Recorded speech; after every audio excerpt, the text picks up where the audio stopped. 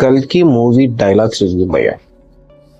Movie అంతా okay బాగుంది, కానీ నాకు ఎక్స్పెషల్లీ నచ్చింది ఏంటంటే అశ్వత్థాముడు ప్రభాస్ కొట్లాడే సీన్.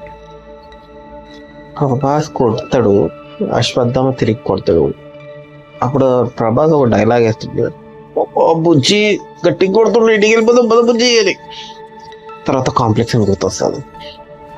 ఆ సీన్ ఎట్లుందంటే ఎగ్జాక్ట్లీ నీ అమ్మాయి ఆఫీస్ చూస్తే మాందంగా బుద్ధి అవుతుంది, కానీ ఈ అమ్మాయిలు గుర్తొస్తాయి, వాళ్ళ ఆఫీస్కి పోదాం అనిపిస్తుంది.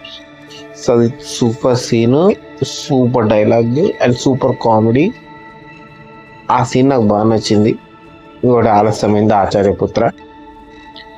అది మా ఆఫీస్లో మా మేనేజర్ మీద మనం ట్రై చేసామన్నమాట,